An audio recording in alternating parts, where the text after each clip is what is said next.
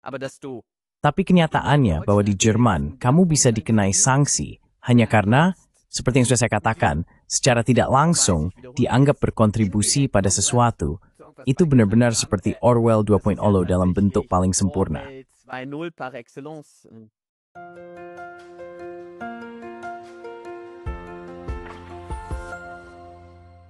Halo zusammen, hier bin ich wieder mal in meiner Muttersprache. Halo semuanya, saya kembali lagi berbicara dalam bahasa ibu saya, karena hari ini saya berbincang dengan jurnalis Jerman yang brilian, Florian Warweck. Pak Warweck selama bertahun-tahun bekerja untuk RT Deutsch, hingga keputusan Uni Eropa untuk melarang seluruh saluran tersebut. Sejak itu, ia bekerja untuk sebuah majalah online bernama Nachdenkseiten. Ini benar-benar salah satu media alternatif Jerman terpenting, yang dikonsultasikan jutaan orang di kawasan berbahasa Jerman di Eropa setiap bulannya. Pak Warweck juga merupakan jurnalis yang sangat penting karena ia selalu mengajukan pertanyaan-pertanyaan paling kritis di Bundespressekonferenz, yang merupakan organ komunikasi media de facto pemerintah Jerman. Itulah yang ingin kita bicarakan hari ini. Pak Warweck, selamat datang. Herr Warwick, willkommen. Imar Shuris Yanfo. Ja, danke, dass Sie es angenommen haben und dass wir uns mal auch über Ihre Ya, Arbeit und terima kasih karena Anda telah menerimanya, dan karena kita bisa berbicara tentang pekerjaan Anda. Karena Anda sangat aktif. Anda duduk di Bundespressekonferenz. Meskipun tidak selalu jelas apakah itu akan terus berlanjut atau tidak. Dan Anda mengajukan pertanyaan-pertanyaan yang sangat kritis di sana. Terutama tentang apa yang sedang terjadi dengan perang Ukraina saat ini, tetapi juga terkait corona dan topik lainnya. Dan memang ada upaya untuk melarang Anda mengakses Bundespressekonferenz. Bisakah Anda jelaskan secara singkat apa yang terjadi di sana? Könnten Sie uns kurz vielleicht erklären, was dort passiert ist?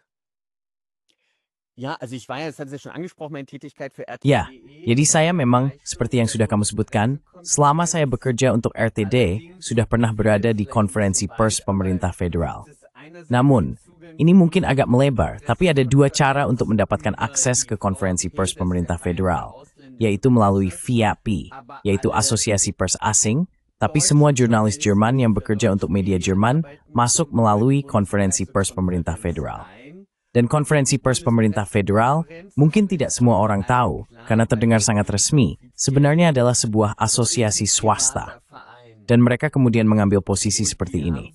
Kami adalah asosiasi swasta, seperti juga ada asosiasi peternak ayam atau kelinci yang klise itu, dan kami sendiri yang menentukan siapa yang boleh masuk. Eingibt und wir bestimmen selbst, wer reinkommt, und der Warwick, das überzeugt uns nicht. Dan Warweck, itu tidak meyakinkan kami, mereka memang tidak mau dia ada di sana. Lalu, mereka akhirnya memasukkan saya secara mendadak, tapi lewat langkah taktis lain, melalui keberatan dari anggota. Itu hanya 6 dari total 900 anggota. Mereka mencoba memanipulasi agar saya tidak masuk. Akhirnya kami terpaksa mengambil langkah hukum. Dan pengadilan sebenarnya sepenuhnya memutuskan mendukung kami. Mungkin hanya satu anekdot, karena menurut saya ini cukup simbolis. Is man and BPK argument was to Nur. Von Seiten der BPK argumentiert wurde, also sie haben dann halt zum einen gesagt, ich würde nicht genug über... Jadi mereka pada dasarnya mengatakan bahwa saya tidak cukup banyak berbicara tentang politik federal. Yang, jika Anda mengenal pekerjaan jurnalistik saya, jelas merupakan argumen yang sangat lemah. Dan yang lainnya adalah, mereka kemudian memaparkan kontradiksi dari keanggotaan saya. Salah satunya, yang benar-benar mereka ajukan ke pengadilan, misalnya, Tuan Warweck telah mengejek Menteri Luar Negeri kita, Annalena Baerbock, di X yang dulu bernama Twitter. Hal seperti itu benar-benar menunjukkan sebagai argumen dicoba digunakan. Dan menurut saya, itu menunjukkan sedikit semangat di balik upaya mereka untuk mengeluarkan saya dari BPK. Mich aus der BPK auszuschließen. Oder erst nicht reinzulassen, konkreter gesagt. Konferensi Pers Federal di Jerman memang merupakan lembaga yang sangat penting untuk mendapatkan informasi atau kutipan langsung dari pemerintah. Karena di sana hadir semua juru bicara pemerintah, mereka tampil di sana, dan ada sesi tanya-jawab yang sangat penting bagi para jurnalis. Jadi jika akses Anda ke sana ditolak, apa artinya itu bagi jurnalisme Anda? Was würde das bedeuten für Ihren Journalismus? Ja, also es ist ja auch so ein bisschen das Absurde, dass die Bundespressekonferenz Ini juga agak absurd bahwa Bundespressekonferenz berdiri dan berkata, kami sebenarnya tidak begitu penting, dan karena itu Warwick juga tidak perlu masuk. Mereka sedikit menegasikan posisi monopoli yang secara de facto mereka miliki. Karena seperti yang sudah Anda sebutkan, tidak ada satupun institusi lain di Jerman di mana 3 kali seminggu semua juru bicara dari lemdas kementerian plus juru bicara pemerintah tampil dan siap menjawab pertanyaan. Kita seperti Nanyun, hal lain, tetapi institusinya sendiri cukup unik. In seharusnya, ever since daos not berten jurnalistis suara, du saya tak akses kena. Since we the blacking snails lain. Also das gilt aber auch für andere Journalisten, ne? Und weil Sie vorhin auch noch so ein bisschen den Status... Dan karena Anda tadi juga sempat menyinggung sedikit tentang status media alternatif. Salah satu argumen di pengadilan memang adalah bahwa mereka khawatir jika Warwick masuk ke Nachdenkseiten, mereka akan dibanjiri oleh semua media alternatif lain dengan konotasi yang menyertainya. Tepat, dan menurut saya, ini juga sedikit menjadi gambaran perubahan zaman dalam dunia jurnalisme, bahwa dunia media sedang berubah. Media alternatif semakin banyak mendapat dukungan. Tetapi lingkaran elit koresponden ibu kota di Berlin ingin mempertahankan hal itu, dunia lama yang baik dalam persepsi mereka. Dan dari situlah, menurut saya, sebagian besar perlawanan terhadap akses saya, dan mungkin juga media lain, berasal. Apa yang terjadi di belakang layar secara hukum, saya juga tidak tahu secara detail. Tapi saya tahu beberapa media lain juga berusaha untuk masuk, dan sepertinya belum banyak yang terjadi di sana. Reinzukommen und da ist, glaube ich, noch nicht so viel passiert. Wie ist denn die generelle Stimmung in der Bagaimana suasana umum di Bundespressekonferenz? Karena jika saya mengingat kembali, saya paling sering mengikuti hal ini selama masa corona. Karena di sana juga diumumkan keputusan-keputusan yang sangat dramatis, yang kemudian memengaruhi banyak orang hingga ke kehidupan pribadi mereka. Dan selama masa itu, saya sering mendapat kesan bahwa banyak jurnalis sangat dekat dengan pemerintah dan mengajukan pertanyaan yang lebih memberi kesempatan kepada pemerintah untuk menyampaikan sudut pandang mereka, daripada secara kritis mempertanyakan apakah itu benar atau apakah keputusan tertentu baik. Sementara Anda dan yang lain, terutama mungkin juga Pak Boris Reitschuster, saat itu sering mengejar pertanyaan, juga pada poin-poin yang sangat penting dan jelas tidak nyaman bagi pemerintah. Bagaimana Anda melihat permainan antara para jurnalis, khususnya jurnalis ibu kota di satu sisi, dan pemerintah di sisi lain dalam Bundespressekonferenz? und der Regierung auf der anderen Seite in der Bundespressekonferenz? Ja, also es ist eine sehr eigene Welt. Ich würde eigentlich Ihre Einschätzung... Jadi ini adalah dunia yang sangat khas. Sebenarnya saya akan setuju dengan penilaian Anda. Tapi ketika Anda sendiri duduk di konferensi pers pemerintah, Anda menyadari bahwa banyak jurnalis yang mungkin Anda anggap penurut. Anda berpikir, hey, pertanyaan macam apa yang begitu patuh? Namun dalam pemahaman mereka sendiri, saya rasa mereka sangat kritis. Terutama pada masa corona, terlihat jelas bahwa banyak dari mereka, saya juga akan bilang, benar-benar sejalan dan bahkan mendukung negara. Tapi dalam persepsi mereka sendiri, mereka sangat kritis karena mereka menuntut tindakan lockdown yang lebih ketat, penutupan sekolah yang lebih lama. Dan dalam pandangan mereka, itu adalah jurnalisme kritis. Karena mereka bisa dibilang menekan pemerintah dari sisi yang berbeda.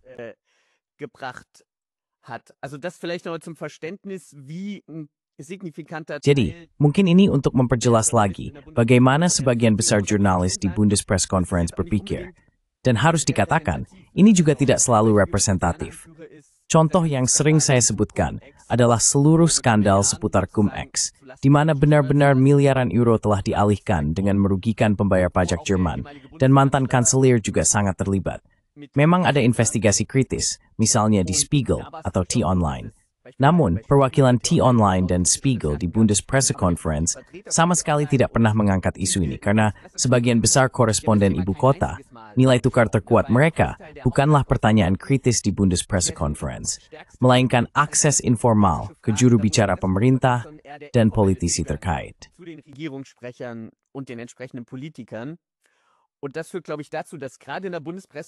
Dan saya rasa, hal itu menyebabkan pertanyaan-pertanyaan di Bundespressekonferenz justru menjadi lebih sopan lagi daripada biasanya. Karena orang tahu apa yang sebenarnya mereka inginkan, yaitu informasi eksklusif dan informal. Dan tentu saja saya tidak akan mendapatkannya di BPK.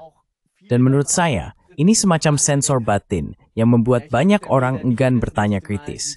Karena mereka berpikir, mungkin lain kali dia tidak akan memberi saya bocoran informal itu, atau saya tidak bisa ikut terbang dengan pesawat pemerintah bersama Annalena. Dulu, sekarang mungkin wonderful. Dan saya rasa ini adalah mekanisme yang bukan merupakan sensor terbuka atau intervensi langsung, tetapi sedikit banyak menjelaskan pola pikir di Bundespress Conference, di mana para jurnalis menurut saya dalam banyak hal bisa bertindak lebih penurut daripada rata-rata di medianya sendiri. Misalnya, saya akan merujuk pada T-Online atau Spiegel.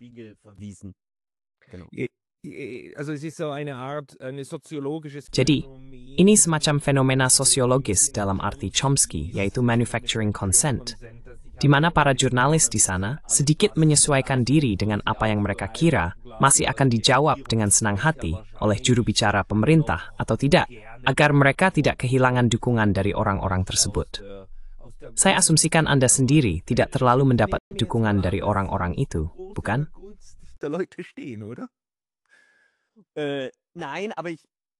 Tidak, tapi tentu saja saya juga memiliki posisi yang berbeda. Jadi, saya sama sekali tidak punya keinginan untuk duduk di pesawat pemerintah lusa atau ikut serta dalam pembicaraan latar belakang informal semacam itu. Karena dari pemahaman diri saya sendiri, saya benar-benar tidak bermaksud meninggikan diri, tapi saya memang menginginkan jarak dari eksekutif. Dan saya rasa jarak ini yang kurang, dan menurut saya hal ini selalu direlatifkan oleh rekan-rekan sejak saat itu. Tapi saya percaya, jika kamu secara rutin membiarkan kedekatan seperti itu dengan juru bicara pemerintah, dan menganggap pembicaraan latar belakang informal ini sangat penting, seperti yang sudah kamu jelaskan juga, itu pasti akan memengaruhi seseorang.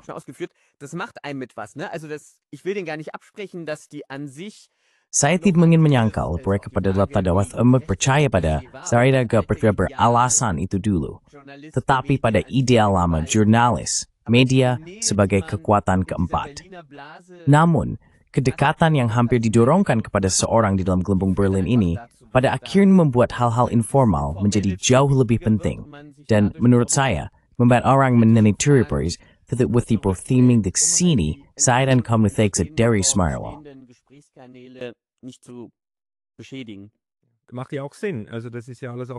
Itu memang masuk akal. Jadi semuanya juga bisa dipahami. Pertanyaannya adalah, seberapa baik hal itu untuk jurnalisme secara umum? Dan mungkin juga ada pertanyaan tentang perpindahan Anda dari RT Deutsch ke Nachdenkseiten. Apakah Anda pernah membayangkan bahwa Jerman atau Uni Eropa akan benar-benar mematikan sebuah saluran jurnalistik? Jadi bahwa RT secara umum dilarang di Uni Eropa. Apakah itu bisa Anda bayangkan sebelum tahun 2022?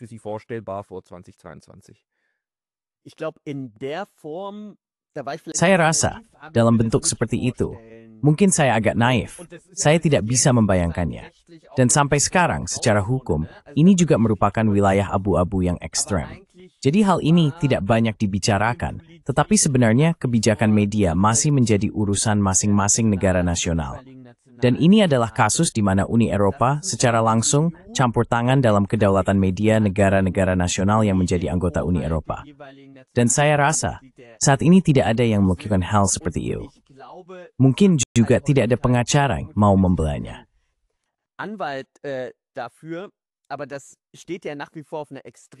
Namun, larangan ini masih tetap berdiri di atas dasar hukum yang sangat rapuh. Tapi larangan itu masih berlaku. Dan kita juga telah melihat, sebagian besar media, juga sebagian besar serikat pekerja media, dan perwakilan seperti DJU, DJV, bahkan menyambutnya dengan gembira. Dan baik sambutan gembira ini maupun upaya untuk setidaknya melarang total sebuah media, dan sungguh, tidak peduli bagaimana sikap kita terhadap hal itu, saya ulangi, benar-benar naif. Every slide toward out for terjana. Ich wiederhole mich, da war ich tatsächlich naiv nicht für möglich gehalten. Auf was führen Sie das zurück? Ich meine, einerseits Apa yang Anda pikir menjadi penyebabnya? Maksud saya, di satu sisi RT, yaitu Russia Today Deutsch, RT Deutsch, memang sejak awal sudah sering dituduh sebagai corong pemerintah Rusia dan saluran propaganda. Dan apakah itu benar atau tidak? Prinsip kebebasan media dan kebebasan peliputan seharusnya juga berlaku untuk media asing. Ada juga Deutsche Welle yang menyiarkan dalam bahasa Inggris, ada saluran Turki, ada juga saluran Amerika, dan semua itu diterima di Jerman. Bahwa keberagaman media asing memang diinginkan. Kecuali sekarang untuk Rusia. Maksud saya, hal ini dijelaskan dengan perang di Ukraina. Tapi apakah Anda merasa ada alasan lain di balik itu? Krieg, aber haben Sie das Gefühl, da steckt noch mehr dahinter? Ja, ich glaube, die Tendenzen gab es ja auch schon vorher, ne? Ya, saya rasa kecenderungan itu memang sudah ada sebelumnya. Jadi, menurut saya, perang di Ukraina lebih dijadikan sebagai alasan saja. Usaha-usaha seperti itu memang sudah ada sebelumnya. Ya, saya pikir ini adalah campuran dari politik Barat, di mana mereka mengatakan orang Rusia hanya bisa propaganda. Semua yang bekerja untuk itu dikendalikan pihak asing dan sama sekali bukan jurnalis. Jadi hal itu memang membantu ketika dikatakan atau masih sering dikatakan in our face journalists and media yang sebenarnya.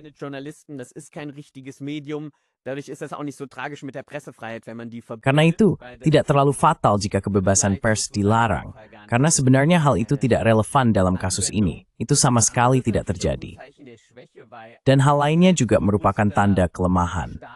Karena negara yang percaya diri, pemerintah yang percaya diri akan berkata, tentu saja biarkan saja mereka melakukan apa yang mereka mau. Masyarakat kita bisa menanggungnya, dan kenyataannya mereka tidak melakukan itu, melainkan memilih untuk melarang. Saya rasa, sensor dalam sebagian besar kasus ada tanda kelemahan nyugunyirain diri. Dan bisa, hal itu juga terlihat di sini. Dan bagaimana persepsi Anda sekarang, meskipun Anda berinteraksi dengan semua juru bicara pemerintah ini? Apakah ketidakpastian di dalam pemerintah semakin meningkat, meskipun mereka tidak mengakuinya? Jadi, apakah kelemahan ini semakin terasa? Gute Frage. Da tue ich mich tatsächlich Pertanyaan yang bagus. Saya memang agak kesulitan menjawabnya, karena dari segi sikap, para juru bicara pemerintah, kalau saya lihat bagaimana jalannya, mulai dari Seibert yang merupakan juru bicara pemerintah di era Merkel, lalu Hebestreit di era Scholz, dan sekarang Cornelius dan Merz. Dari segi sikap, menurut saya, mereka masing-masing justru semakin meningkat, selalu sedikit lebih arogan. Tapi itu hanya dari sisi penampilan luar. Menurut saya, memang setiap kali terasa tes lebih keras. Mungkin memang harus membawa sikap seperti itu juga. Itu juga mungkin berfungsi sebagai perlindungan. Perlindungan dalam arti keamanan atau memberikan perlindungan. Tapi secara keseluruhan, saya memang merasa ada semacam ketidakpastian.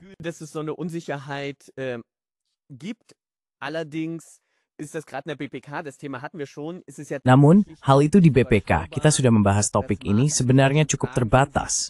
Jumlah pertanyaan kritis yang dihadapi oleh juru bicara pemerintah di sana. Jadi menurut saya, memang ada ketidakpastian umum. Tapi di Bundespress Conference, menurut saya, mereka tidak terlalu mendapat tantangan. Memang ada beberapa pertanyaan kritis, beberapa topik kritis, kadang-kadang ada juga beberapa orang lain yang bertanya secara kritis, tapi kenyataan kilo, ini dalam beberapa topik sih hampir satu-satunya, atau kadang-kadang benar satu-satunya, yang bertanya secara kritis, itu juga sudah menunjukkan sesuatu. Karena dapat memilih kritis sih. Sagt ja auch schon mal was aus, weil da draußen sind weit mehr kritische Journalisten als nur ich. Das wäre albern, mich so zu präsentieren. Aber in der Bundespressekonferenz Akan terasa konyol jika saya menampilkan diri seperti itu. Namun, dalam konferensi pers pemerintah federal, kita juga sudah membahas topik ini. Menurut saya filternya bahkan lebih kuat. Singkatnya, juru bicara pemerintah di sana, menurut saya, akan jauh lebih tidak yakin jika memang ada lebih banyak pertanyaan kritis. Saya rasa topik di mana ada sedikit lebih banyak pertanyaan kritis juga dari pihak lain adalah Israel Gaza. Tapi pada banyak topik lain, itu sebenarnya sudah berhenti in the him. Perang Ukraina mirip dengan Corona. Para jurnalis merasa sangat kritis jika mereka menuntut pengiriman Taurus yang lebih cepat. Jadi menurut saya memang ada kemiripan dengan cara bertindak saat krisis Corona.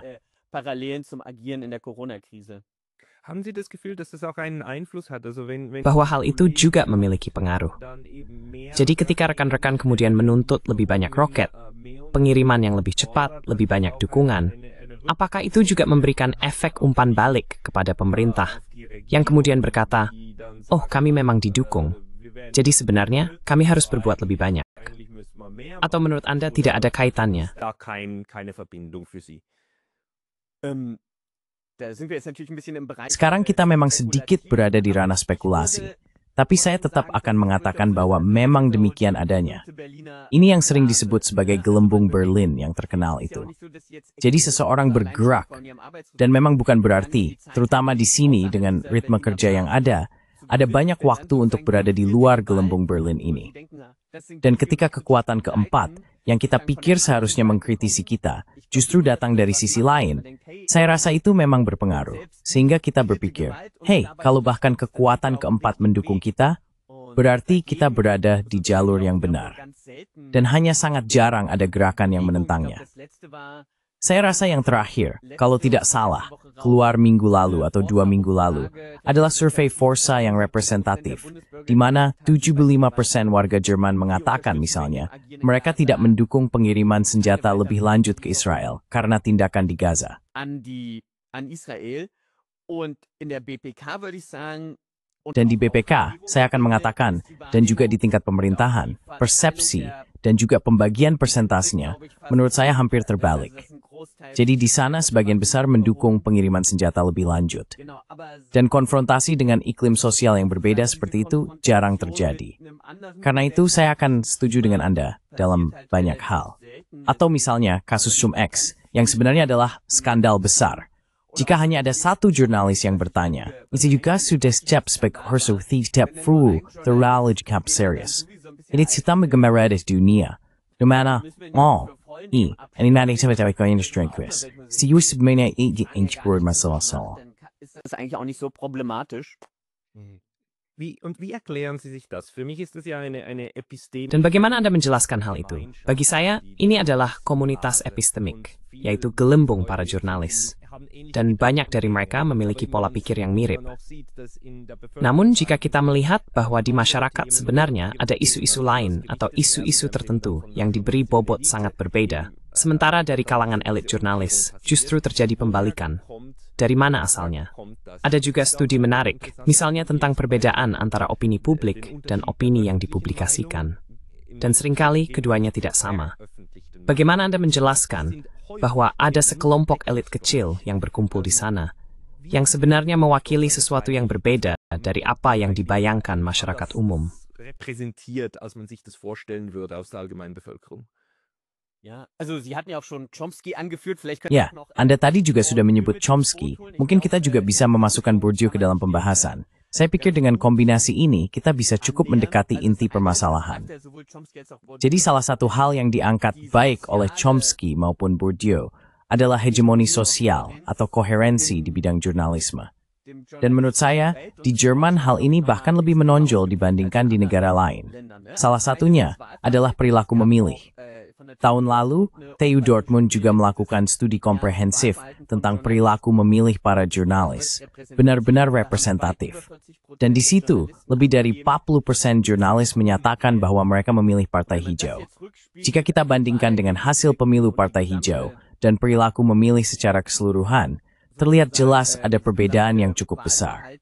Dann zeigt sich da ja schon mal ein ordentlicher Bruch, also 10% Gesamtbevölkerung. Jadi 10% dari total populasi dibandingkan dengan 40% jurnalis. Dan jika kita masuk ke ranah media publik, angkanya bahkan lebih mencolok. Jadi ini memang sudah 2 atau 3 tahun yang lalu, survei serupa di kalangan peserta magang. Tapi mereka inilah yang nantinya perlahan-lahan naik jabatan. Dan di ZDF, yang cenderung selalu dianggap sedikit lebih konservatif daripada ARD, perilaku memilih peserta magangnya lebih dari 60% memilih Partai Hijau. Dan menurut saya, itu sudah menunjukkan, meskipun hanya terkait Partai Hijau, tapi tetap memperlihatkan adanya kesenjangan. Selain itu, ada juga fakta bahwa jurnalis, ini juga didukung oleh beberapa studi sosiologis, memiliki tingkat pewarisan profesi dalam keluarga yang sangat tinggi. Hal ini hanya bisa disamakan dengan profesi pengacara dan dokter, yang juga serupa. Anwälten und Medizinern ist das ähnlich. Also das heißt, wenn der Papa Feuilletonchef ist in der Süddeutschen, Jadi artinya, jika ayahnya adalah kepala bagian feuilleton di Süddeutsche Zeitung, maka putrinya juga akan menempuh jalur jurnalistik. Dengan kata lain, Penyerahan dalam keluarga ini sangat kuat dalam dunia jurnalisme, setidaknya di wilayah Jerman Barat. Dan hal ini tentu saja menyebabkan adanya filter sosial yang sangat ketat. Jurnalis, terutama jika kita melihat posisi-posisi kepemimpinan dalam jurnalisme Jerman, hampir semuanya, bahkan sebenarnya semuanya, adalah orang-orang yang disosialisasikan di Jerman Barat, kelas menengah atas, dari Hamburg, Heidelberg, Berlin, München, yang sepenuhnya menguasai bidang ini. Dan ada satu aspek terakhir yang ingin saya sampaikan. Jika kita melihat lagi, siapa sebenarnya yang mendidik para jurnalis di Jerman? Wer bildet eigentlich in Deutschland Journalisten aus, ne? Das ist auch ziemlich krass, weil dann sind wir auch wieder bei Itu juga cukup ekstrem, karena kita kembali lagi ke Chomsky dan soal kepemilikan. Sebagian besar pasar media Jerman, baik cetak maupun online, yaitu yang swasta, secara kasar dikendalikan oleh 5 konglomerat media besar. Mereka adalah Bertelsmann, Springer, Burda, Holzbrink, dan lainnya. Dan mereka juga yang memiliki sekolah jurnalisme terbesar di Jerman. Jadi mereka yang membiayai dan juga ikut menentukan isi pendidikannya, kan? Dan itu pada akhirnya menyebabkan, jadi kita punya Bertelsmann, lalu ada Akademi Springer, sekolah jurnalisme Holzbrink, dan memang harus dibayangkan bahwa konglomerat media terbesar di Jerman juga sangat membentuk pendidikan jurnalisme di negara ini. Die journalistische Ausbildung zum großen Teil prägen. Und das ist natürlich auch ein enormer Filter. Dan itu tentu saja juga merupakan filter yang sangat besar. Siapa yang bisa masuk ke sana? Seseorang yang memiliki sikap kritis terhadap peran Jerman dalam perang Ukraina, atau seorang neo-Marxis yang berorientasi ekonomi, pada dasarnya tidak bisa masuk. Dan dengan demikian sudah terjadi seleksi yang sangat sepihak, dan hal ini semakin meningkat. Orang yang masuk dari jalur non-tradisional juga semakin sedikit, setidaknya di media arus utama. Saya rasa, bahkan seorang Schollator pun saat ini akan sulit menempuh jalur yang pernah ia lalui dulu. Baik, saya akhiri di sini, tapi itulah beberapa gambaran di mana saya melihat bagaimana opini publik gelembung ini terbentuk. Es ist für mich eine Frage unserer Zeit. Wie kommt es, dass in Bagi saya ini adalah pertanyaan zaman kita. Bagaimana bisa, di masyarakat yang liberal dan libertarian, yang awalnya tidak memiliki sensor dan tidak ada aturan tentang bagaimana jurnalisme dijalankan. Saya rasa, di Jerman bahkan istilah jurnalisme didefinisikan sedemikian rupa, sehingga siapapun bisa menjadi jurnalis, asalkan melaporkan sesuatu. Itu juga dirancang seperti itu karena masa Nazi, agar jurnalisme menjadi bidang terbuka bagi siapa saja yang ingin terlibat. Tapi bagaimana bisa kita tetap saja jatuh ke dalam keseragaman yang kemudian selalu ditandai dengan kepatuhan pada pemerintah dalam arti negatif? Saya pikir, apa yang Anda jelaskan di sini benar-benar penting. Tapi apakah memang selalu seperti itu? Anda sudah bekerja di bidang jurnalisme sekitar 15-20 tahun. 15 Jahren, 20 Jahren? Jetzt muss ich auch mal rechnen. Ja doch, seit Sekarang saya juga harus menghitung. Ya benar, memang sudah sekitar 15 tahun. Jahren. 2012 ungefähr. Ist in Ihrer Apakah menurut Anda keseragaman semakin meningkat? Menurut saya, terikuaspi kuat lipat spam. Jetzt ist bei mir natürlich der Fall, dass Sekarang, dalam kasus saya tentu saja, saya dalam beberapa hal, saya awalnya bekerja di Bundestag.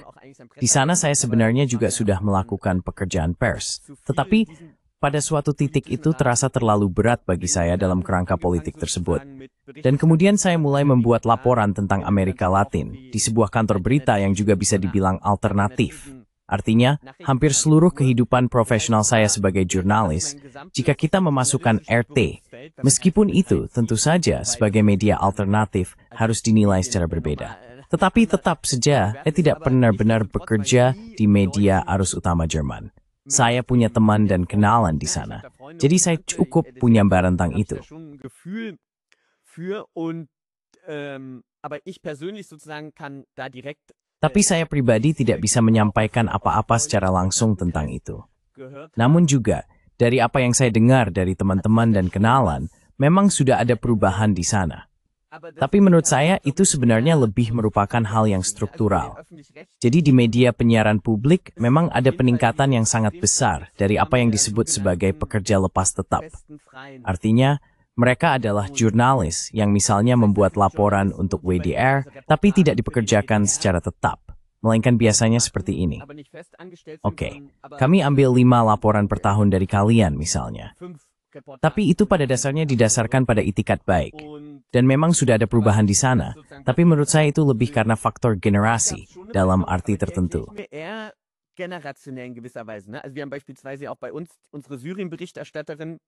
Jadi misalnya, kami juga memiliki reporter kami untuk Suriah, Karin Lukefeld, yang sudah lama membuat atau menulis laporan untuk penyiaran publik. Dan sekitar 10 tahun yang lalu, itu berakhir. Lalu dia dituduh terlalu dekat dengan Assad, padahal dia hanya melaporkan kedua belah pihak. Dan ini sistem kerja lepas tetap, untuk menjelaskannya secara singkat, menyebabkan seseorang bekerja misalnya untuk WDR dan menawarkan artikel atau laporan kepada mereka, lalu editor utama yang tentu saja pegawai tetap, dia yang memutuskan mana yang diambil.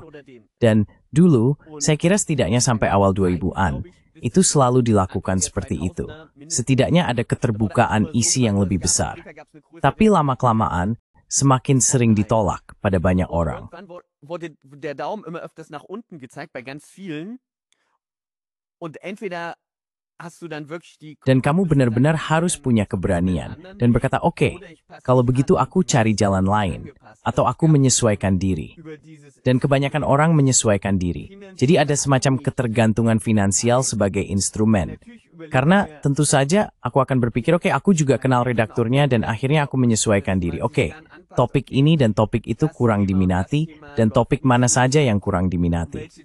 Misalnya pada Ulrich Hein juga mirip, dia menulis kami dari Moskow, bahwa pada suatu saat, bahkan sejak awal tahun 2000-an, cerita-cerita tentang kehidupan sehari-hari di Rusia tiba-tiba segrolik diambil. über Russland plötzlich gar nicht mehr genommen worden sind. Da hieß, ey, es muss immer auf jeden Fall eine kritische Komponente sein. Harus selalu ada komponen kritis dalam setiap kasus.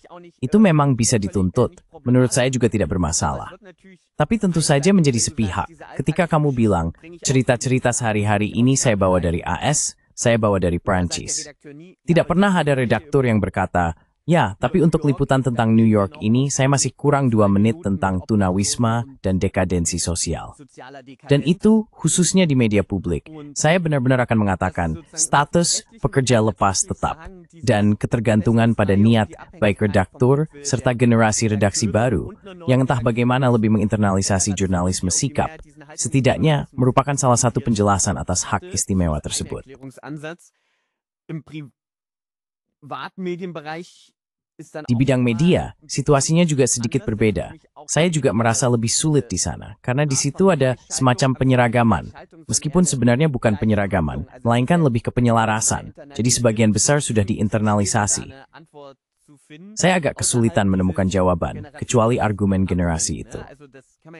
Setidaknya secara empiris, hal itu bisa sedikit dibuktikan, bahwa jurnalisme ini memang semakin didominasi oleh lingkungan yang berhaluan kiri liberal. It's time to get started, Charles Swanson. Das ist ja auch alles nicht so bewusst geschehen, sondern es sind, glaube ich, die Leute, die sich dann für Journalismus interessieren. Tapi menurut saya, justru orang-orang yang kemudian tertarik pada jurnalisme adalah mereka yang juga berasal dari keluarga yang sesuai. Karena ini masih sering dianggap sebagai pekerjaan yang tidak menghasilkan uang. Artinya, biasanya mereka berasal dari konteks kelas menengah terdidik yang cenderung liberal kiri.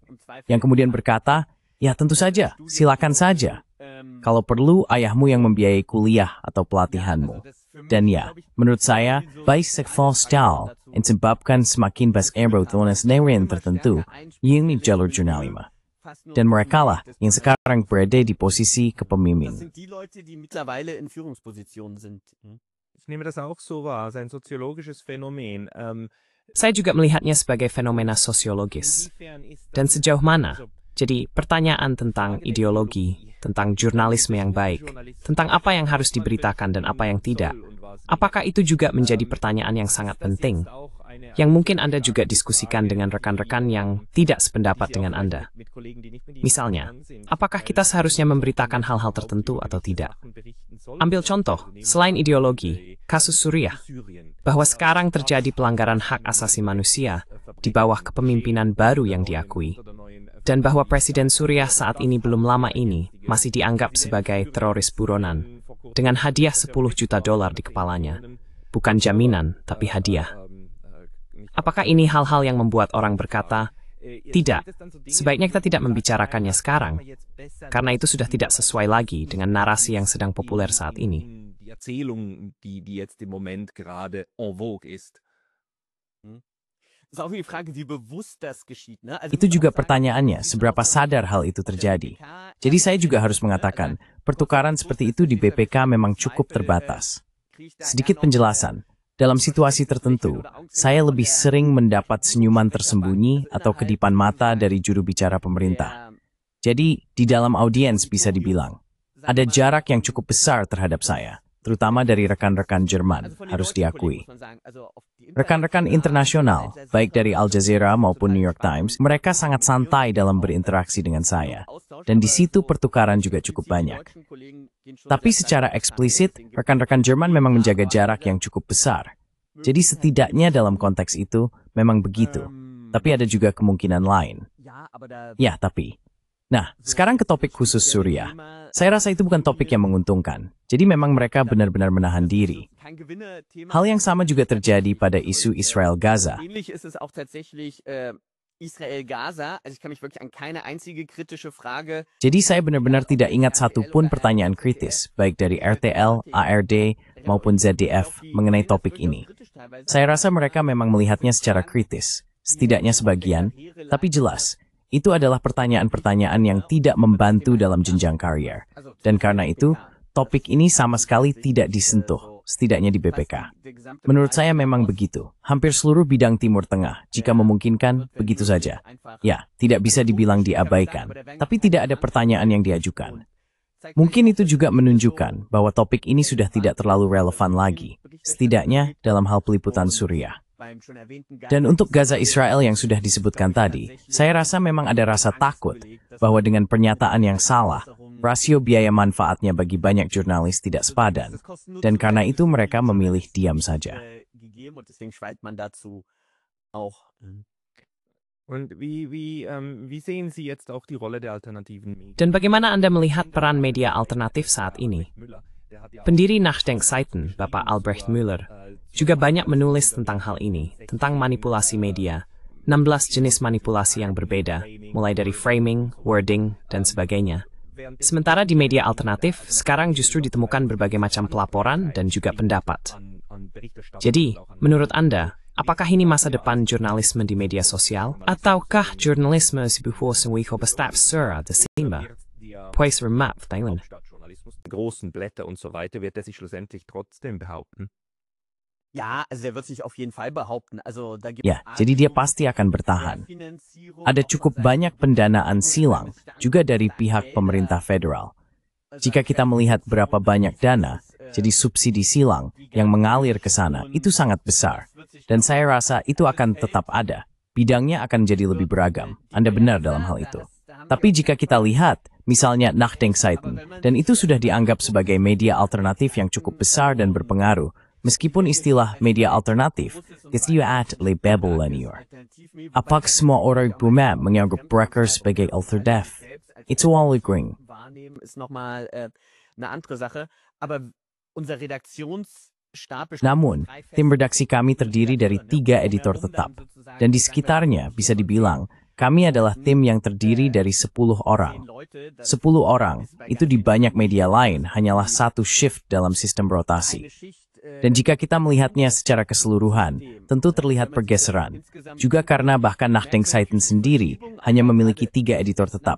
Dan yang ingin saya tekankan, bukan hanya Nachdenkseiten, tetapi sebagian besar yang disebut media alternatif.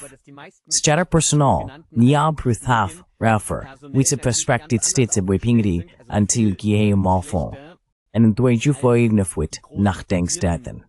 Medien und natürlich auch die Nachdenkseiten nicht einmalig, aber relativ einmalig, glaube ich, dass wir uns wirklich... Saya rasa hal ini memang tidak sepenuhnya unik, tapi relatif jarang terjadi, yaitu bahwa kami benar-benar sepenuhnya membiayai diri hanya dari donasi kecil. Dan menurut saya, itu memang sesuatu yang tentu saja juga ada batasnya. Jadi itu membantu membiayai sebuah tim yang terdiri dari sekitar 10 orang, dan saya sudah menganggap itu luar biasa. Tapi tidak banyak peningkatan lagi yang bisa dicapai jika benar-benar hanya mengandalkan model berbasis donasi kecil ini. Lax, ada beberapa media alternatif lain yang lebih berada di ranah koran libertarian. Im rechtslibertären Bereich verordnet, da ist dann meistens vielleicht noch ein österreichischer, deutscher oder Schweizer. Di baliknya, biasanya ada seorang multijutawan dari Austria, Jerman, atau Swiss yang bagaimana mengucurkan uang. Tapi meskipun ada seseorang yang dengan mudah mengeluarkan 5 juta euro per tahun, itu tentu saja sangat bertentangan. Jadi berlawanan dengan jumlah uang oleh Spiegel atau Focus, belum lagi ZDF dan ARD. Karena itu, saya akan mengatakan bahwa secara finansial masih ada kesenjangan yang sangat besar. Sepanjang dekat seperti versus Bispol. Yusus plus darkest word the selinang. Erledigt haben. Wenn man dann wiederum aber das sozusagen runterrechnet. Jika kita kemudian menghitung ulang, yaitu berapa banyak sumber daya yang dimiliki media alternatif dan seberapa besar jangkauan yang mereka capai dengannya, maka situasinya tentu terlihat berbeda. Di sini saya akan mengatakan bahwa ini benar-benar perkembangan yang cukup menakjubkan. Dan hal ini juga terlihat jelas di media sosial. Misalnya, Spiegel Online. Saya bahkan tidak tahu persis berapa banyak pengikut mereka. Tapi anggap saja mereka punya 2 juta pengikut. Man Risty Thegsin ting de tanner tour investoth, each shower batas. Idem negativi di X de platform sofam CQ, and for this stang storing in no the basic phrase. Signifikant mehr Reichweite erreichen oder auch ihre Videos im Verhältnis gesetzt. Atau juga jika membandingkan video mereka dengan produk-produk yang diproduksi ARD di YouTube, itu sama sekali tidak bisa dibandingkan. Tapi apa yang mereka lakukan di sana, misalnya kontribusi politik ARD di YouTube, itu sangat tidak sebanding antara biaya dan manfaatnya. Banyak sekali konten yang hanya mencapai angka puluhan ribu penonton. Pasti akan ada perubahan di situ. Namun posisi hegemonik mereka memang sedang diserang dan mulai terkikis, meskipun terkikis. Mungkin kata yang terlalu kuat. Memang ada pergeseran, tapi saya rasa secara garis besar, mereka masih akan bisa mempertahankan kekuatannya. Ja, also gegen diese Milliarden. Ya, memang sangat sulit untuk bersaing dengan miliaran dana, baik itu dari pajak atau sumber lain. Menurut Anda, apa yang bisa diproduksi oleh media arus utama yang benar-benar berada di luar jangkauan media seperti Nachdenkseiten? Jika ada anggaran jutaan, mereka akan membuat produksi seperti itu. Tapi itu memang tidak mungkin. Kategori apa saja yang ada di situ? Film dokumenter. Display voor media, Sabschmikul, Selbstdeteksel, Trans, Bria. Was die Kleinen einfach nicht können, weil sie zu wenig Ressourcen haben. Ja, zum Beispiel, was ja nach wie vor tatsächlich, würde ich sagen, Meinungsbild. Ya, misalnya, yang sampai sekarang menurut saya masih membentuk opini adalah tentu saja program berita besar. Orang bisa saja menertawakan Tagesschau sesuka hati, tapi sebagian generasi boomer dan juga yang lebih tua, itu adalah jutaan penonton dan tetap menjadi referensi bagi banyak orang. Jadi, program berita, lalu bahkan dalam hal kepemimpinan opini, talk show atau format diskusi politik ini kadang-kadang bahkan lebih berpengaruh. Memang ada sedikit upaya datang niranas media alternatif, tapi meskipun ada miliarder Swiss atau Austria yang sedikit mendukung, mereka tetap bisa dibandingkan dengan Maischberger, Lanz, dan sejenisnya. Lanz und Co. vergleichen. Ne? Und das fände ich sozusagen fast mit das Spannende. Dan saya rasa itu adalah hal yang paling menarik, karena memang semakin lama semakin sepihak dalam hal siapa yang diundang sebagai tamu dan siapa yang tidak. Dan di sini saya melihat, meskipun hanya secara teoretis, karena ini membutuhkan sumber daya yang sangat besar untuk mengorganisir sesuatu seperti ini setiap minggu, mengundang tamu, memberikan honor yang sesuai, ditambah lagi semua perlengkapan teknis dan ruangan. Tapi menurut saya, itu adalah proyek yang paling menarik. Maksud saya, ada juga upaya seperti KenFM, yang menunjukkan bahwa hal itu kadang-kadang berhasil, tetapi membangunnya secara berkelanjutan, sehingga setiap minggu ada format seperti itu, dengan kebijakan undangan dan diskusi yang sangat luas. Itu menurut saya yang paling menarik, dan saya percaya itu benar-benar akan membuat perbedaan. Throughout self stories tenggat selain nyutas. Itu Kim bro dan itu peng surth tetap waktu kos. Masih ada acara diskusi di hangar itu. Saya rasa itu format dari Austria yang mencoba melakukan hal tersebut. Tapi memang, ya lebih dari sekadar mencoba. Ja, mehr als versuchen. Ich finde, da sind ja auch, ich meine, ich finde, da Menurut saya, tentu saja ada bias politik tertentu di Talk im Hangar. Namun, mereka sering berhasil menawarkan sudut pandang yang jauh lebih beragam dibandingkan sebagian besar media publik maupun media swasta besar. Medien ansetzen. Apakah LG Siegfries di siaran publik swakt akan kembali ke jalannya? Mesin momen ideologis ini pada kali juga akan berlalu. Dann irgendwann auch wieder vorbei sein wird. Oder ist das einfach eine zu optimistische Hoffnung? Atau apakah itu hanya harapan yang terlalu optimis? Ya, maksud saya, kita tetap saja manusia dan masyarakat manusia yang dinamikanya juga tidak akan saya remehkan. Tapi dalam kondisi saat ini, saya merasa kesulitan. Juga dalam percakapan-percakapan yang saya lakukan dalam beberapa tahun terakhir, kadang-kadang juga dengan perwakilan yang cukup tinggi, biasanya yang sudah pensiun dari penyiaran publik, mereka kadang-kadang dengan mata yang berputar berkata, lembaga ini sudah tidak bisa direformasi lagi. Konsep dasarnya, penyiaran publik, sebenarnya saya anggap baik, tapi ini sudah. Jadi bahkan para pendukung eksplisit dari sistem dasar media penyiaran publik pun mengatakan, dengan perkembangan seperti ini sudah tidak bisa direformasi lagi.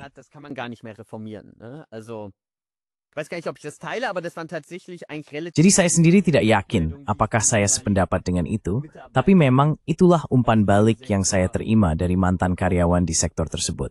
Dan itu cukup seragam.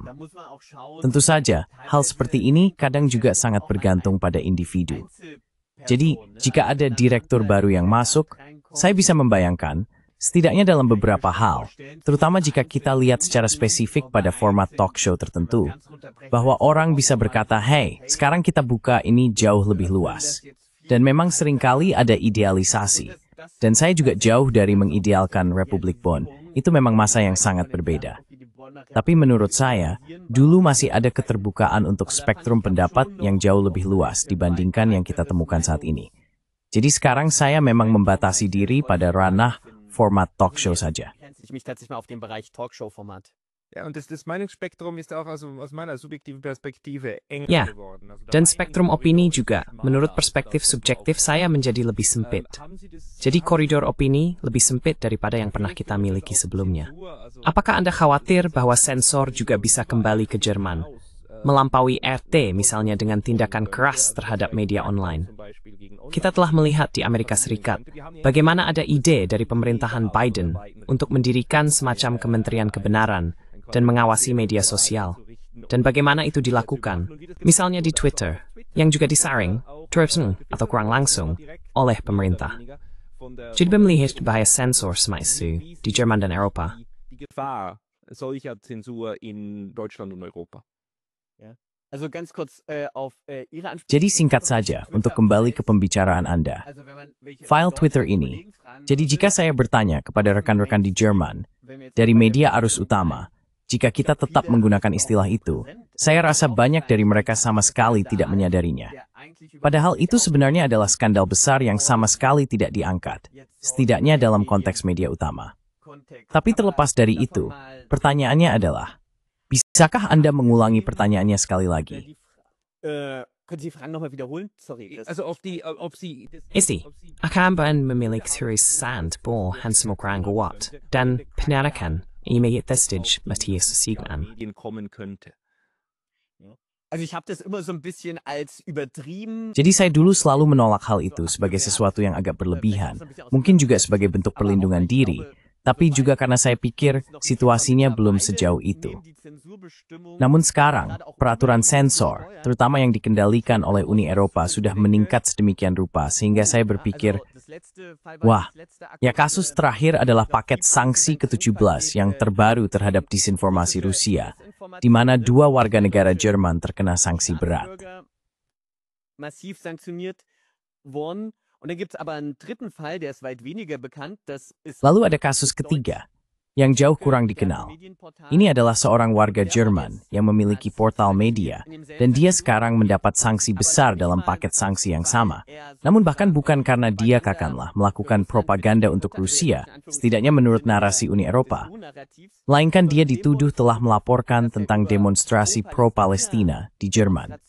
Dan dengan itu, dia secara tidak langsung dianggap telah mendukung upaya Federasi Rusia untuk mendestabilisasi Eropa dan Jerman, atau setidaknya menggambarkan Eropa dan Jerman sebagai wilayah yang tidak stabil.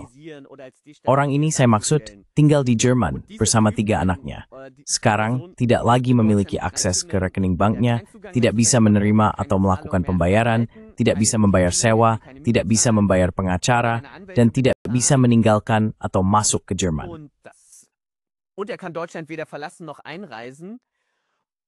Und das sozusagen mit der Begründung, dan itu bisa dibilang dengan alasan bahwa dia melaporkan sesuatu secara samar-samar yang tidak disukai oleh pemerintah Jerman. Sanksi Rusia yang berat itu sendiri belum diterapkan. Dan menurut saya ini adalah contoh yang sangat mencolok. Karena dengan argumen bahwa melalui pelaporannya, dia secara tidak langsung melakukan pekerjaan Federasi Rusia. Pada dasarnya, segala bentuk pelaporan kritis bisa dikenai sanksi. Seseorang juga bisa mengatakan bahwa laporan tentang kebijakan yang merugikan pekerja dalam konteks perubahan zaman dan alokasi sejumlah dana ke anggaran pertahanan Jerman juga dalam logika ini merupakan dukungan tidak langsung terhadap rezim Rusia.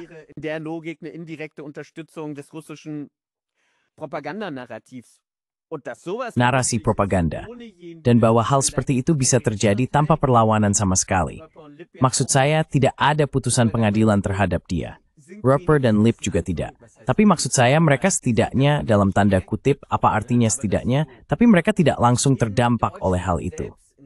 Tapi bahwa kamu di Jerman bisa dikenai sanksi dalam bentuk seperti itu, dengan alasan, saya ulangi lagi, secara tidak langsung, telah berkontribusi pada sesuatu, itu benar-benar Orwell 2.0 par excellence. Orwell 2.0 par excellence. Also es ist schlimm auf so vielen verschiedenen Ebenen, dass es wirklich schwierig ist. Jadi, ini sangat buruk di begitu banyak tingkat yang berbeda, sehingga benar-benar sulit untuk mengungkapkannya dengan kata-kata. Karena, meskipun pria ini namanya Dogu, kan? Dogu, benar. Meskipun Tuan Dogu menyebarkan narasi pro-Rusia, itu sebenarnya masih dilindungi. Tapi dia bahkan tidak melakukan itu. Dia hanya merekam dan menyebarkan tentang protes. Dan itulah yang dituduhkan padanya. Dan sekarang kita di Eropa, di Uni Eropa, mengalami fenomena di mana UE dari atas memberlakukan sanksi terhadap jurnalis yang tidak disukai. Dan itu benar-benar dengan cara yang sangat kasar, melanggar hak asasi manusia, tanpa putusan pengadilan atau apapun. Dan kemudian Jerman atau negara anggota lainnya juga langsung melaksanakannya. Itu sangat bermasalah. Dan apakah Anda tahu, apakah Tuan Dogu akan mengambil langkah hukum terhadap hal ini? Karena menurut saya, dia seharusnya bisa langsung menggugat ke pengadilan hak asasi manusia atas pelanggaran hak dasarnya seperti ini.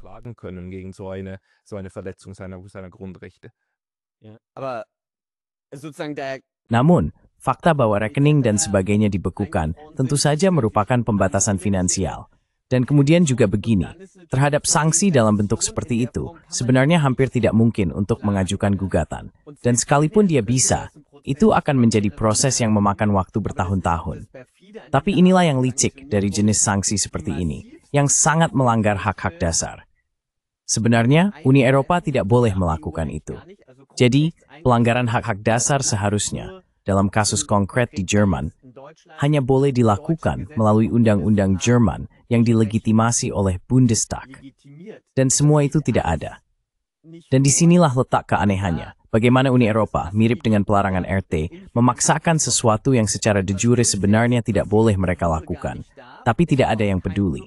Dan sekarang dalam kasus Tuan Dogu, hampir semua rekan kerja juga diam aja.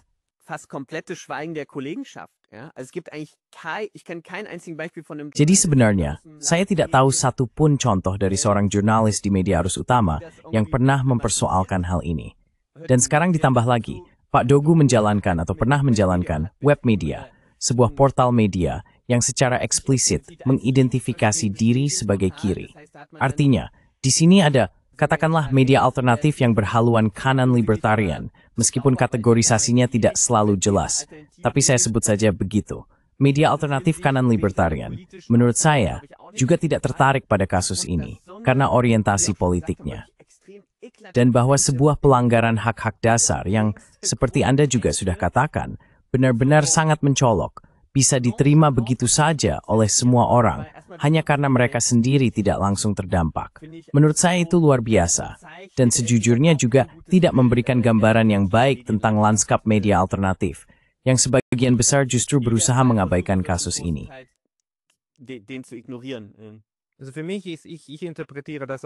Bagi saya juga menafsirkan ini sebagai semacam uji coba dari Uni Eropa untuk melihat apakah mereka bisa lolos dengan ketiga orang ini, dan apakah itu bisa dilakukan begitu saja.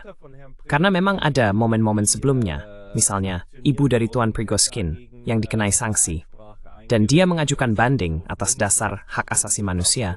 Saya kira bahkan sampai ke Pengadilan Hak Asasi Manusia Eropa, dan dia menang di sana. Jadi pengesan bahwa Uni Eropa tidak boleh melakukan itu. Apakah Anda tahu, apakah tiga yang dikenai sanksi ini, yaitu 2 warga Jerman dan 1 rekan Jerman Turki, apakah mereka akan mengambil langkah hukum sanksi tersebut?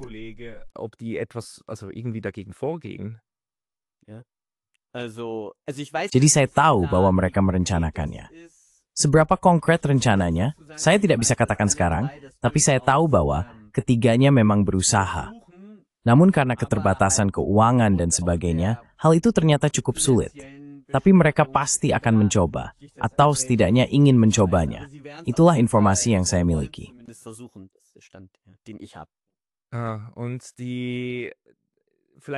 Dan mungkin satu pertanyaan terakhir.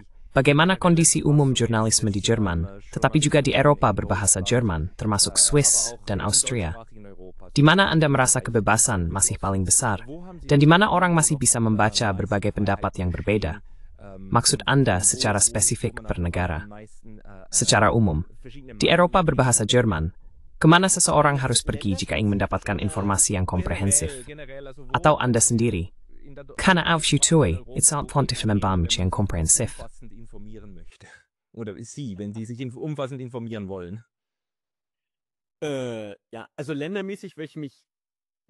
Ya, jadi kalau soal negara, saya agak kesulitan. Secara kecenderungan saya akan bilang Swiss, tapi di sana pun sekarang sudah terdengar hal-hal yang tidak begitu positif. Karena itu, saya tidak mau memberikan penilaian dalam urutan negara. Kalau soal proyek surat kabar, saya benar-benar merasa bahwa Berliner Zeitung masih berusaha mempertahankan spektrum opini yang paling luas. Jadi kalau kita berpikir dalam skema klasik kiri-kanan, menurut saya di sana ada redaktor yang sangat jelas berpandangan kiri, tapi juga ada yang konservatif kanan atau libertarian kanan. Rechtskonservativ-rechtslibertär verstehende Redakteure zusammen und das scheint ja auch soweit zu funktionieren. Dan itu tampaknya juga berjalan dengan baik. Menurut saya, cakrawala opini di Berliner Zeitung setidaknya yang paling luas yang ada di wilayah berbahasa Jerman saat ini. Di Swiss, saya juga nggak akan dikatakan bis tertentu. Secara keseluruhan, Israel tua memiliki tempun dengan tim yang relatif kecil. NZZ, di antara media arus utama, setidaknya cuma awards titik lebih dari first point, dibandingkan dengan mening bermanya FAZ. Itu step di morning hadik, tetapi saya membandingkan FAZ dan Süddeutsche dengan NZZ. Saya mencoba harbang intelektual. Geistigen Spielraum. Ja, und dann kommt natürlich, was so Dan ya, kemudian tentu saja jika berbicara tentang sumber informasi, semua media sosial ikut berperan. Jadi di sini benar-benar tergantung pada kompetensi media masing-masing pengguna. Jadi misalnya, di Telegram, menurut saya, untuk mendapatkan gambaran tentang perang di Ukraina, memang ada saluran Telegram yang paling radikal dari para blogger perang Rusia dan Ukraina. Jika dibandingkan, menurut saya kita bisa mendapatkan gambaran yang sangat menarik. Jadi, setidaknya untuk informasi nisung, dan saya rasa, khususnya tentang situasi perang, atau juga tentang Israel-Gaza, Menurut saya, di Telegram, jika kita bisa memposisikan semua informasi yang bisa informasi yang jauh lebih luas, diberikan sendiri mengandalkan DPA. Umfassend informieren kann, als wenn ich jetzt auf die DPA zurückgreife. Ja, und das, Baik, ya, saya sebenarnya juga melihatnya seperti itu. Untuk mendapatkan informasi yang menyeluruh, sayangnya sekarang kita harus melakukan kerja keras dan benar-benar membaca sumber-sumbernya sendiri. Yang pada akhirnya juga menjadi masalah terkait dengan keterbatasan waktu yang dimiliki orang-orang. Ressourcen der Menschen. Jeder kann das, man hat einfach nicht die Zeit, man muss ja noch arbeiten. Orang-orang memang tidak punya waktu. Mereka masih harus bekerja, masih harus mencari uang. Jadi sebagai jurnalis, itu memang bagian dari tugasnya. Tapi mengharapkan bahwa insinyur lulusan universitas di BOS atau pekerja pabrik di Viwi setelah 8 jam kerja masih meluangkan waktu, seperti yang saya gambarkan tadi, untuk menelusuri kanal-kanal Telegram dan sebagainya. Itu jelas tidak realistis. Orang punya keluarga, kehidupan pribadi, dan saya rasa hal itu secara tidak langsung memang menyebabkan, bahkan jika seseorang kritis, pada akhirnya mereka tidak lagi punya tenaga, selain menonton Tagesschau selama 15 atau 20 menit untuk mengonsumsi banyak media lain. noch viele andere Medien zu konsumieren. Ja, Und ja. Also drum, da haben Ya, jadi sebenarnya media arus utama besar juga punya fungsi sebagai filter untuk menyajikan sesuatu, sehingga kita bisa mendapatkan gambaran yang baik dalam 30 menit. Tapi jika semuanya hanya mengarah ke satu sisi, maka kita punya masalah sosial, yang sayangnya sedang kita alami saat ini. Tapi karena itu, saya senang ada orang seperti Anda, Pak Warwick. Bagi mereka yang ingin membaca lebih banyak tulisan Anda, sebaiknya mengikuti dan mengusungi Nachdenkseiten. Ada platform lain tema like this, Race? vorbeigehen, gibt es sonst noch Plattformen, auf denen Sie schreiben? nee, also bei mir beschränkt sich das. Saya sendiri cukup terbatas pada Nachdenkseiten. Video dari konferensi pers pemerintah bisa ditonton di YouTube dan di X. Bisa lain itu, tentu saja sebaik konsumsi sumber, wonderful Warwick saja. Den Warweg konsumieren. Ja. Das ist natürlich für die So Faisal, idim bertukum minkitata. Stagniven na di deskripsi video. Pada Florian Warwick, it's when my weaks, it's like swaneni. Ich danke Ihnen. Terima kasih, Sir Brains, and hangat. Tschüss.